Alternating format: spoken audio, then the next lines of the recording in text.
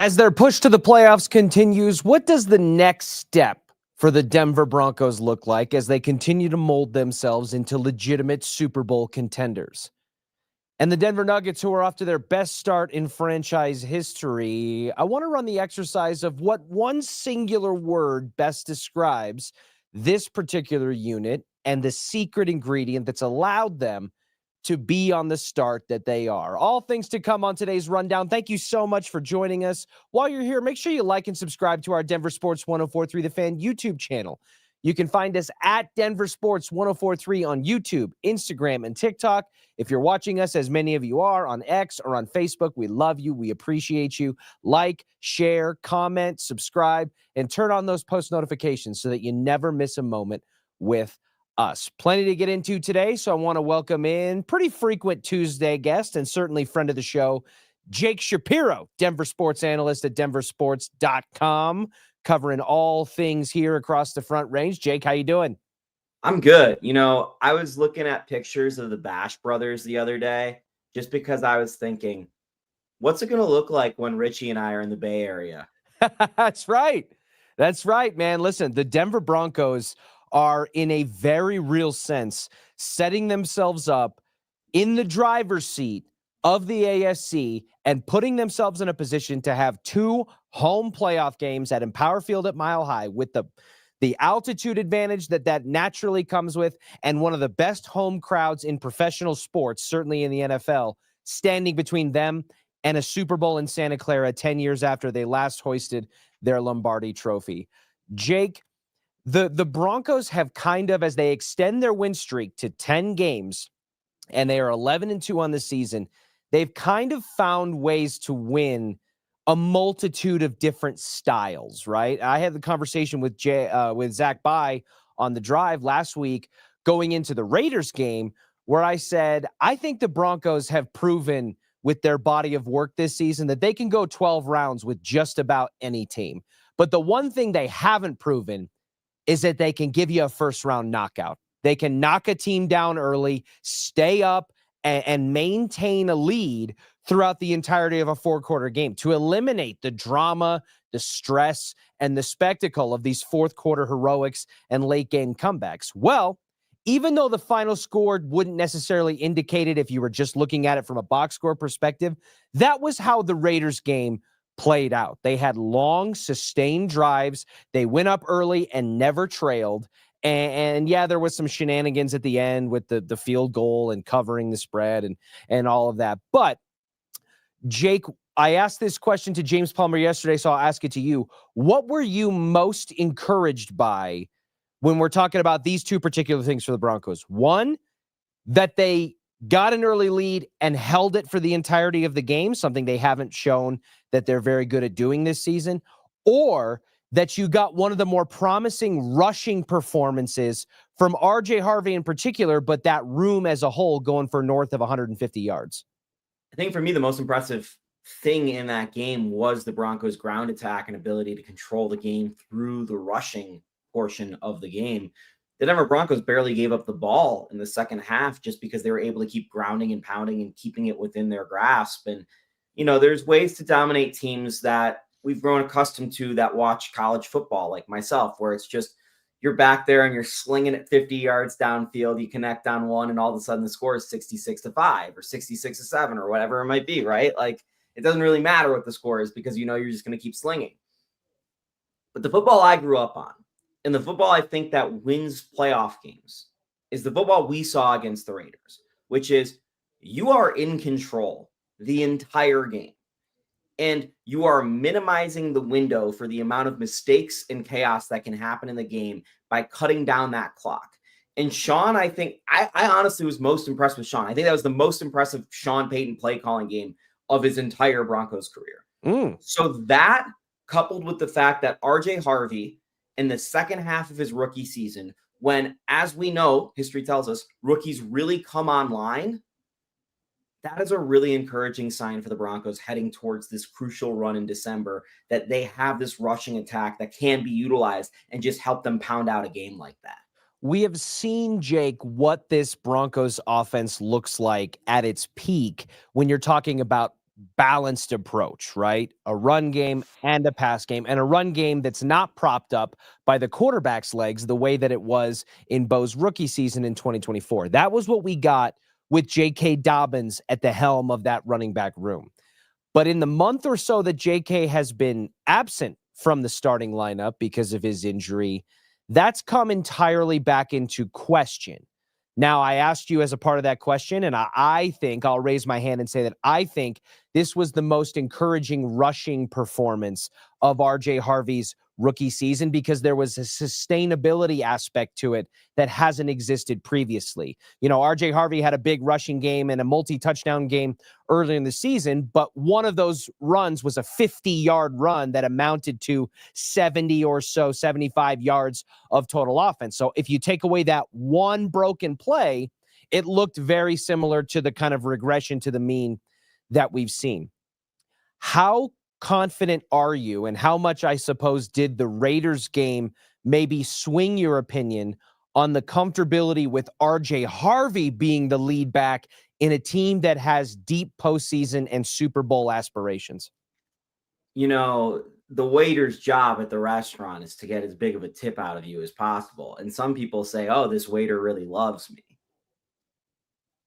The Las Vegas Raiders are the waiter, right? Like, you can't confuse yourself and go, oh my God, I think I must be the best restaurant customer ever. Like, this waiter really loves me. Like, it's Las Vegas Raiders defense, man. Like, I'm not going to write like a novel about RJ Harvey in this game and go, oh my God, this is a great rookie running back. We've seen at times that RJ Harvey can be very solid. We've also seen at times that he looks like a rookie. I don't know that he is ready to be the number one running back, bell cow type guy on a Super Bowl contender. And I think that's completely fair given where we are. If he does what he did this past week against Green Bay and then against Jacksonville, I'm in. Sign me up. I have no reservations about like RJ Harvey as like a player in the future. I just don't think he's proven it yet to be a consistent bell cow type guy. But in the approach that they chose in that game, Richie, it sets up for a player like RJ Harvey to be the star for the Denver Broncos offense. And we certainly know that Sean Payton goes out of his way to make sure that RJ Harvey has those critical opportunities, especially in the red zone, to be able to convert and show himself as an athlete and as a runner. And that's, you know, not unique to RJ Harvey. Sean Payton has been overly and sometimes to a fault loyal to his guys and players that he's won with. The Adam Troutmans, the little Jordan Humphreys is probably the poster child of that particular group. But in this case, I do think that given the fact that the safety blanket in the running back room in J.K. Dobbins is no longer there, these kind of forced situations and opportunities that Sean Payton has given to RJ Harvey, because remember, Jake, we went through more than half of a season where J.K. Dobbins was averaging north of 5 yards a clip and was getting carries taken away from him in the red zone and in critical down and distance situations in favor of RJ Harvey. And I think that was maddening at the time. But I think that now that RJ Harvey has to kind of assume that mantle and put on the cape himself, maybe, hopefully, some of those will continue to pay off. And I think you've kind of touched on something that I've been asking myself as it relates to the Denver Broncos as a whole, with 1 month of the season remaining. So I'll ask you, Jake, what definitively do you think the 2025 Denver Broncos have to prove with the remainder of this NFL season in front of them to feel comfortable and confident going into a postseason where we think they might be able to win a Super Bowl? This is going to sound insane given the last close game Nick Bonito literally won on defense, and their defense looked great in Las Vegas. To me, they need to prove their defense can close out a game. I think it's the secret question that is being asked all across Broncos country right now, because you look at the second half of some of these games and the defense starts to get chewed up a little bit. And the same exact thing happened in the second half of last year. So we need to know that this defense can stay consistent throughout the course of a football game. And I think it's something that happens over the course of the NFL. Like, a lot of teams get tired on defense and they start allowing points in the second half of games. For the Denver Broncos, the recipe to win is through their defense. We all know that. So when you have an approach like the Broncos did at Las Vegas, where, well, our defense really isn't just going to be out there. We're going to control the game on the ground, less chance to get tired.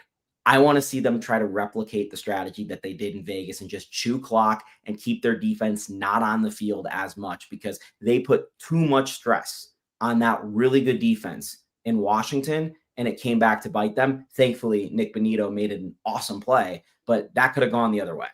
No, it certainly could have. And listen, you don't have to look back a full calendar year at this point into the 2024 season.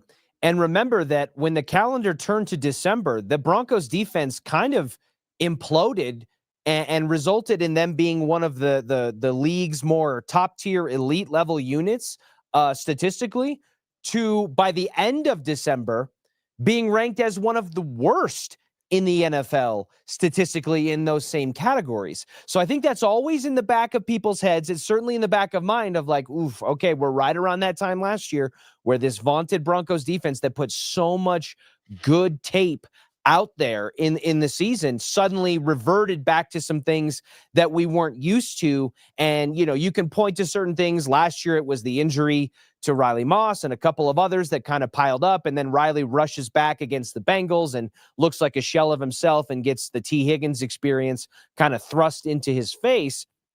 But this year, Jake, even though we haven't maybe seen that dramatic of a slide, I think the thing that makes this Broncos defense sizzle and separate from the other fantastic units across the league is their ability to generate relentless pressure and get after the quarterback. And their pressure rate collectively as a defense has seen a regression similar in slide to what we saw last year. And so to accomplish what I think you're getting at, and I don't disagree with you, I think the Broncos are going to have to get back into that vein and that mode of having Jonathan Cooper and Nick Bonito pace the NFL in sacks, having Zach Allen be a disruptor up the middle and somebody who leads the league over the last 2 seasons, if I'm not mistaken, in QB pressures at that interior position. That's going to have to return to its early season form if the Broncos defense is going to be able to not just close out games down the backstretch of this season where they have one of the tougher 4-game stretches in the NFL to close things out here. But once the playoff clock actually starts and you are limited to the premier competition in your conference, I certainly think that's going to take an added level of importance at that time. Bo Nix hasn't won a playoff game yet. Nope. Bo Nix is not someone personally I would trust to win a shootout that goes 35-31. Personally, that's not what I would trust and think is replicable for the Broncos to succeed. The reason I am focused on the defense, which is clearly the best part about the Broncos, is that's what they need to be great. The thing that makes the Broncos a Super Bowl contender is their elite defense, and their defense needs to remain elite. And if it takes even the slightest step down, the Broncos aren't winning the Super Bowl this year. It's simple as that. And this is the year out of any year where an elite defense and a pretty solid quarterback can carry you to a Super Bowl. The only guy left in the AFC is Josh Allen. Burrow's gone. Jackson's gone. Mahomes is gone. The quarterbacks aren't going to win you a Super Bowl this year. It's the defense. So the Broncos defense has to be that team. Yeah, it's interesting, Jake. When you look at the AFC at large, it's kind of a situation where on one hand, you're saying, and maybe it comes across as being a downer, being negative, hey, this is a Broncos team that has almost no margin for error to get to where we think, and certainly they think, they can go. Sean Payton put it out there unprompted that this is the 7th team I've ever coached in my NFL career that I think could win a Super Bowl. And once you use those 2 words, you can't put the toothpaste back in the tube, for lack of a better phrase. So on one hand, I feel it feels maybe a little bit too harsh and negative to say, hey, for the Broncos to be able to accomplish that, they've got to hit some massive green lights. Their best has to be better on defense, and their offense has to take another leap, maybe one that is beyond what we're fully comfortable saying they're capable of.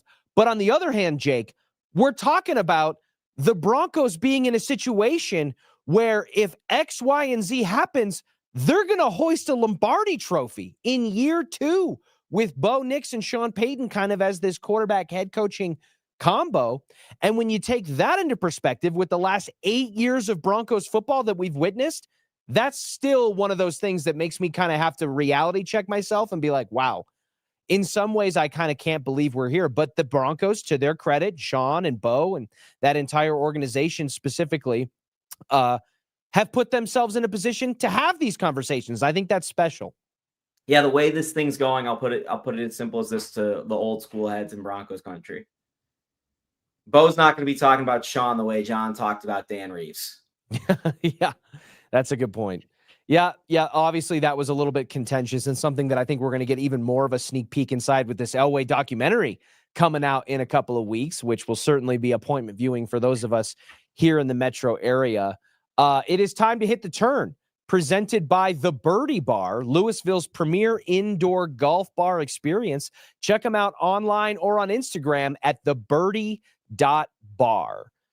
Jake, the Denver Nuggets are off to the hottest start of their franchise history through 23 games, sitting at 17-6.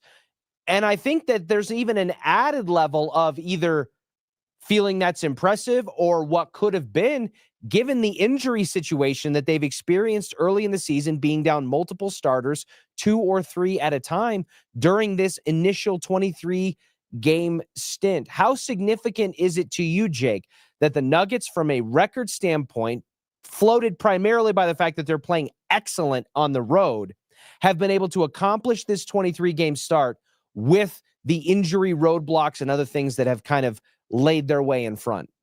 It's insanely impressive. They're without Aaron Gordon and Christian Brown. They've lost 6 games. They've missed these guys for almost a month already. Like, it's insanely impressive. They've won 10 straight games on the road, Richie. They're 6 games away on the road from holding the all-time NBA record for a road win streak. This just does not happen. Like, Jamal's playing like an all-star. We all know that now. Nicola's playing like an MVP. Cam Johnson's figuring it out, and you've got guys like Spencer Jones, Peyton Watson. Like, you just got contributors stepping up, and Tim Hardaway's been rock solid off the bench, and so is Jonas Valanciunas. Brucey B's added a little spice. Like, this team's so impressive, and this is, by the way, a thing that keeps getting forgotten when we talk about them positively, but always comes up when we talk about them negatively. David Adelman's a rookie head coach.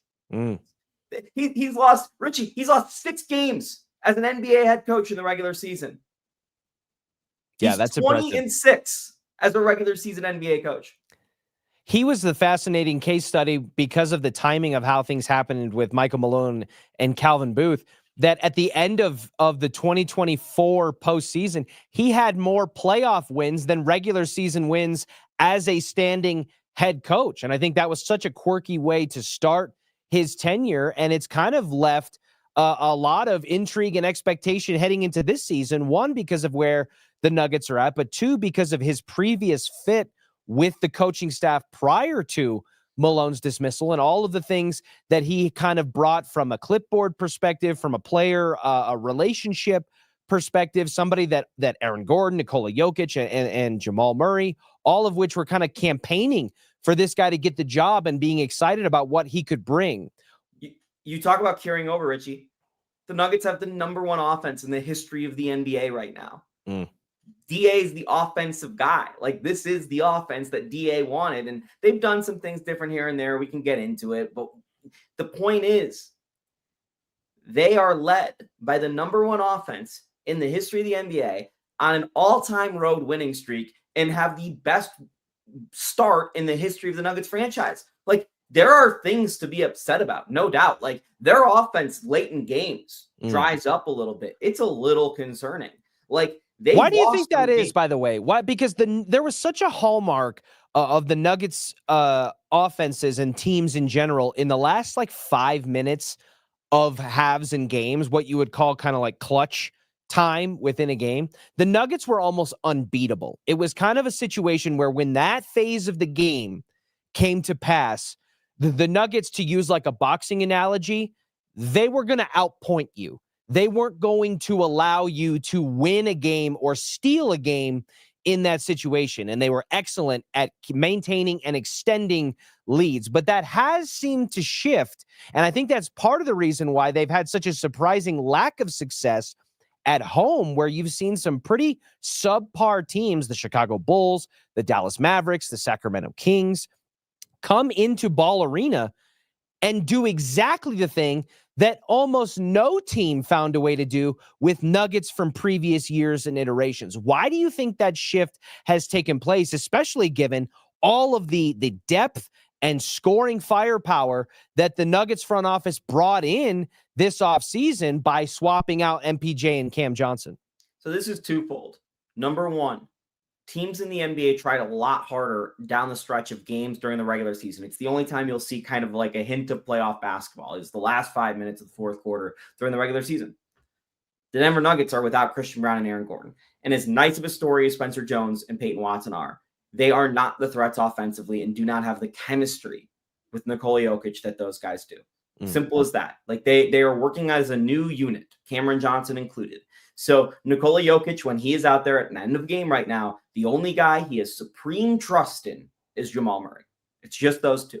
And this is something they're working on. The second part, and this is going to sound really silly, the second part is they have fixed their rotations a little bit, and they're not doing the exact same thing they've done for years and years under Michael Malone. And Nikola Jokic is checking into the fourth quarter a little bit later. And I think it's taking him a little bit of time to get back into rhythm. And that little bit of time is putting the Nuggets behind the 8 ball. It lets the other team catch momentum. And then all of a sudden they're behind and they're trying to figure it out. So because the Nuggets bench is so good, and it has been solid, and Jonas Valanciunas has been good, the Nuggets have to adjust with Nikola Jokic and his mentality and how he's starting and when he's entering games and stuff. And this is just one of those things that's going to get worked out over the course of the regular season. But in November and December, it's a little lump in the road. Yeah, the way you're describing it there, it almost sounds like, if we have this conversation 3-4 months from now, it'll be something more looked back upon as like a champagne problem or a first world problem. But right now, it's kind of manifesting itself in a way that has you a little bit concerned. And I think justifiably so. I kind of have taken an eyebrow raise to that as well to say, man, listen, there's been so many elements of this Nikola Jokic-led Nuggets team that have remained steady and consistent. His brilliance is obviously one of them. The two-man game with Jamal Murray, the extended two-man game that's developed with Aaron Gordon as he continues to reinvent himself as a basketball player with each passing year as a Nugget, I think kind of reinvigorating and reestablishing his career as a whole when you look at it between the basketball player he was in Orlando to here. But certain things have kind of started to flip, and maybe that comes to pass because of the passing of the torch to David Adelman. So I guess I would ask you then, Jake, with this 23-game sample size of the first year of David Adelman as the head coach, with all the conversations that we had going into the season about the changes that he would make, stylistic differences between he and Malone, and how that would manifest itself on the court, what has been something, if anything, that has come to pass here that you didn't expect or see coming as we led into this season with DA at the helm in control of this roster? One of the staples of Michael Malone's coach teams in Denver was the mentality that this team had in tough situations. They always fought off the ropes. It was incredible. Whether it was the 3-1 comebacks, whether it was coming back and winning road playoff games, whether it was the game in Utah or like winning in LA with Reggie Jackson and DeAndre Jordan, this team just fought and fought and fought. And it lost that last year. And I didn't think they were going to get that back with David Adelman. All the respect in the world to David, but I did not think that he was going to instill that type of mentality with this team. I thought it was going to be about offensive adjustments and different rotation stuff and all this like just strategy stuff. He has clearly kept that mentality that has been so common in the Nikola Jokic era of we are not losing this game. You saw it Friday in Atlanta. They outscored the Hawks, who are a good team, on the road 80-60 in the second half, overcame a 23-point deficit. This team has won 10 straight road games. And yeah, I'm saying all this and someone at home's going, the last time I went to Ball Arena, they blew a lead. They're going to figure it out at home. But the fact that they've gone on the road and won 10 straight games, to me, is a huge indicator that this team is tough in a way the early Michael Malone teams were, in a way we did not see the Nuggets carry that toughness last year until Michael Malone was fired. And then all of a sudden, David Adelman's got them battling back against the Clippers and up against the Thunder. Tim Hardaway had a post-game interview after the win over Charlotte, and he was asked to essentially isolate or identify one singular thing. In his case, he gave one singular word to describe what makes this particular Nuggets squad memorable, special, and capable of beginning a season on the best pace in franchise history through 23 games at 17-6. Here's what Tim Hardaway said. I guess the unselfishness of everyone, people knowing their role from the jump, all the way back to preseason, camaraderie, how we interact with one another on and off the court. So I think that plays a huge role in our start. Unselfishness was the word that he chose, Jake, to describe what makes this Nuggets team that had so many pieces come together in the offseason with so many returning pieces of the core as well, come together, coalesce, and begin a season at the hottest pace they ever have as a franchise through 23 games. What word would you use to describe the ethos of this Nuggets squad and what has allowed them to do just that? GOAT. Nikola Jokic is the greatest basketball player of all time, probably. Like, that's why they're playing this good. Like, it comes back down to your best player. And you talk about unselfishness, or Tim Hardaway Jr. talks about unselfishness. Nikola Jokic is the most unselfish superstar basketball player ever. Everything THJ just said in his statement on that post-game interview are the attributes of Nikola Jokic and his personality. And without Nikola Jokic setting that tone and setting those expectations for everybody, this wouldn't be a team. So let alone the fact that he's an unbelievable performer. It's his leadership in ways that, oh, Kobe did this and Jordan did this. You know what? Nikola Jokic is from Serbia, and he sees the world a lot differently than Kobe, who's just trying to be like MJ, who grew up in, Carolina. And he's not necessarily going to be barking at people. He does talk a lot, to be clear. But he's not getting into these like granular conversations about what's going on off the floor and who's going out tonight and blah, blah, blah. Like, he is focused, and he's a family man, and he leads by example. And I really think it goes under discussed of how good of a leader Nikola Jokic is, just because we're not used to him as a personality because he's from Serbia. That's a great point, Jake. One, that the word being used to describe the Nuggets from THJ's perspective essentially is an embodiment or a living proof of the work that Nikola Jokic has done and the impact that he's had on the franchise. When you talk about culture and identity and all those things that make up the hallmarks of a winning team, organization, etc., what Nikola Jokic has been able to do as a soft-spoken big man from Eastern Europe to come over to the United States in one of the most anonymous and underreported settings in NBA history, especially when you talk about for a superstar caliber player, a 3-time MVP, and then completely mold an entire organization, or I should say have an entire organization mold around his personality, his leadership style, and all those things that come to pass. Because you're right, Jake. Nikola Jokic is the anti-NBA superstar. There's very little flash and sizzle. There's very little loud projection or headline-grabbing, look-at-me moments. The style of play in a league that is built around essentially an aura of selfishness and I'm going to go get it for myself, a player-driven, personality, individually star-driven league. Nikola Jokic wipes all of that aside. And for a team and an organization to have kind of put themselves in orbit around the sun that is Jokic and have all these other players, again, in the year 2025 in a league in the NBA that is the most individualistic and personality-driven league in the world, to have all of these players not just fall in line, but buy into and flourish under that personality is such an underrated aspect of what Nikola Jokic has managed to accomplish in a career that he may just now be reaching the prime of. Yeah, I think you said it really well, Richie. And the thing that, about Nikola Jokic is he continues to get these guys to buy in. And there's guys that haven't bought in that are out the door and haven't, stayed in Denver. But there are guys that are foxhole guys. And, that's the thing is Jamal Murray, obviously a foxhole guy, and he's playing better than anyone has seen him play over an extended stretch. Like, that's part of this too. Like, Jamal's been awesome, but it all comes back to Joker. And I think that we can't talk about it enough. And you talk about an underrated part of Joker's game. Richie, you just kind of gave a brief overview of Nikola Jokic's career as this unheralded second-round pick that turns into a 3-time MVP.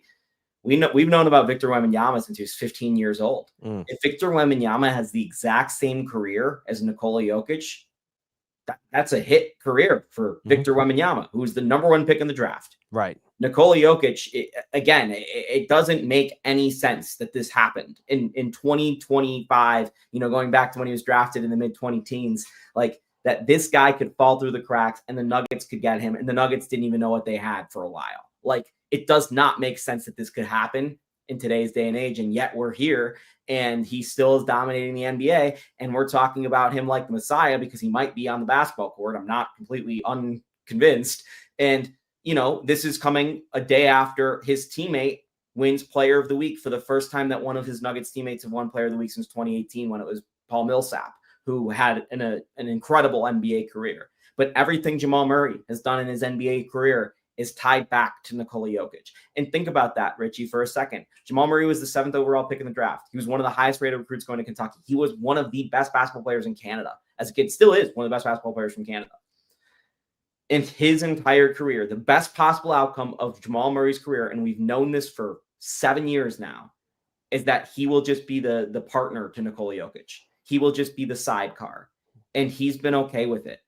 And that's what I'm talking about, and Tim Hardaway Jr. is talking about when he means unselfishness. Jamal Murray could have had the aspirations to go to Charlotte and score 30 points a game, aka like someone is doing right now that used to play for the Nuggets, And Jamal's kept his head down and it says, I want to be here. I want to win championships. Doesn't matter if I'm the number 2. Jamal certainly looked like the number 1 over the last week. You go watch that 2023 playoff run back. Jamal looked like the number 1 for a lot of that playoff run. And something Nikola Jokic said to me during that championship run, I always think about. If Jamal Murray is our best player, we're going to win. And Jamal Murray's been the Nuggets' best player.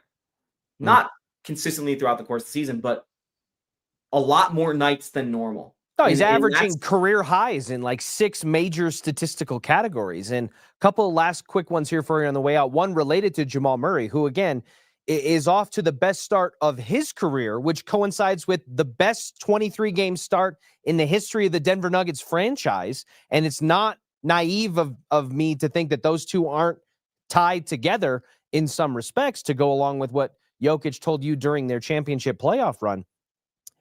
How much can Jamal Murray regress or return toward the norm before it potentially jeopardizes his positioning to get his first All-Star bid of his NBA career? Because it's, on one hand, you want to keep seeing the version that we're seeing, and we think that this is the Jamal we're seeing is the Jamal. It feels like year after year we say, this is the Jamal we're capable of getting. This is what separates him as one of the better guards in the NBA. It's always been a consistency thing. But on the same token, Jake, to ask a player to maintain over the course of an 82-game season, career best across the board in so many different categories with so many other variables coming in and out of the lineup around him, feels a little bit unfair in some respects. So how much of the current Jamal that we're seeing can dial down before we start to say, you know what, I think this is going to be a familiar ending of a season for Jamal Murray that comes without an all-star selection? Last year, this happened, by the way. Jamal Murray had career highs in a lot of his statistics. He had the most points per game in his career. I think he had the most assists per game in his career. And now he is averaging almost 4 more points per game. And part of this, Richie, is because over the last 7 games, he shot 61% from 3. Like, this will regress. He is not going to continue to shoot 60% from 3. He knows that. Everyone in the world knows that. But can Jamal be a 24-point per game and 7 assists per game type guy? And if he's that guy, which right now is 16th in the NBA in scoring per game and 11th in assists, that is legitimately one of the 3 best point guards in the NBA. He can regress like 5 to 10% and still have an awesome season for the Nuggets, and the Nuggets can be awesome, and he'll probably make an all-NBA team. So let's just take the shooting variance out of this. The way he's playing is still an all-NBA player. And the Nuggets need him, and they need to rely on him, Richie. It's nice to say, okay, well, maybe he can get his legs some rest, and they'll go into the playoffs, yada, yada, yada. I hope they do. I really hope they do. The reality of the situation for the Nuggets right now is they are a bleeping rocket ship, man. They are going straight to the moon. The problem is they're chasing a comet in the Oklahoma City Thunder. Like, that's the problem. That's good. I like that analogy a lot, actually, because you're right. You're talking about the best 23-game stretch that the Denver Nuggets have ever accomplished, and yet they are chasing by a decent distance of a lead the Oklahoma City Thunder, who are doing some of the things they're doing without some of their best players to start this 23-game sample size. So again, it just goes to show you when you're talking about the NBA and the timing of things, when you're talking about ascending teams and descending teams, some of these early exits in the postseason for the Nuggets, including this past postseason where you took the eventual champs to 7 games with the scoring title leader, the MVP and finals MVP in Shai Gilgeous-Alexander, losing in those situations because of how much the game board shakes up year to year and how much teams can reinvent themselves and or take a larger step, it makes some of these hindsight performances just a little bit more painful. Jake, thank you. Oh, go ahead. Yeah, I'll tell you the 2 that are going to kill Nuggets fans for forever. It's the Jamal Murray ACL year in 21. That one was wide open. At Golden State. Yep.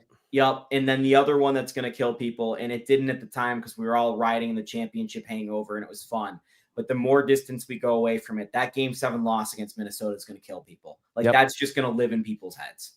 Yep. And you could even, if you wanted to add a third one in there, you could even go to the bubble run where you had back-to-back 3-1 comebacks, and you had members of that Lakers organization, including KCP, who joined the Nuggets afterwards and said, hey, we thought they had our number, and if they beat us, they would have won the title. Like, it was the winner of that series was going to hoist the, you can put an asterisk around it if you want, but they were going to host the trophy. The Larry O Bubble. The Larry O Bubble trophy.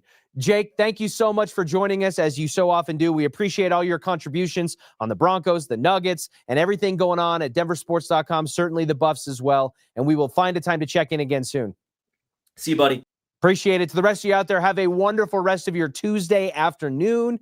We will be back locked and loaded at noon tomorrow for the next rundown. I do what I love what I do. It's second nature to put in the